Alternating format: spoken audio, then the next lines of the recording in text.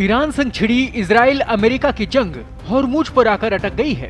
पूरी दुनिया के सामने एक नया सवाल खड़ा हो गया है। क्या हॉर्मुज के लिए विश्व शक्तियां टकरा जाएंगी? क्या इसी मुद्दे की आग विश्व युद्ध को भड़का सकती है? अब ये सवाल इसलिए उठने लगे हैं क्योंकि खाड़ी देशों में युद्ध के काले बादल गहरे हो गए हैं। ईरान ने अमेरिका को चेतावनी दी है कि अगर उसके बंदरगाहों को निशाना बनाया गया तो फारस की खाड़ी और ओमान सागर में कोई भी पोर्ट सुरक्षित नहीं रहेगा। ईरान की सेना और रिवोल्यूशनरी गार्ड्स ने कहा कि क्षेत्र की समुद्री सुरक्षा सभी देशों की साझा जिम्मेदारी है।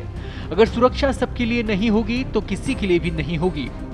वहीं अमेरिकी सेंट्रल कमांड ने घोषणा की है कि अमेरिका ईरान के बंदरगाहों और तटीय इलाकों पर नाकाबंदी लागू करने की तैयारी कर रहा है। इसके तहत ईरान के बंदरगाहों में आने जाने वाले सभी देशों के जहाजों पर नजर रखी जाएगी और उन्हें रोका जा सकता है। हालांकि हॉर्मुज स्ट्रेट से गुजरने वाले वे जहाज जो ईरान के अलावा अन्य देशों के बंदरगाहों के बीच सफर कर रहे हैं, उन्हें आने जाने की इजाजत दी जाएगी।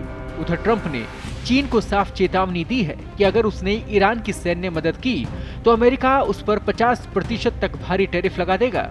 ट्रंप ने कहा कि अमेरिका नौसेना हॉर्मुज स्ट्रेट में नाकाबंदी करेगी और ईरान को टोल देने वाले जहाजों को भी रास्ते में रोक लिया जाएगा।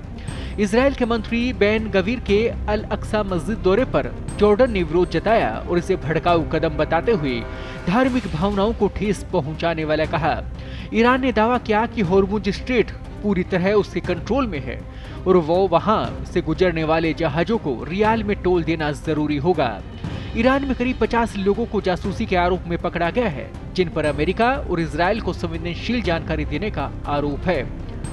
तो इन हालातों पर सीधे तौर पर यही समझ में आता है कि धीरे धीरे ये जंग और बढ़ती जा रही है और हॉर्मुज अब इस जंग का केंद्र बिंदु बनता जा रहा है।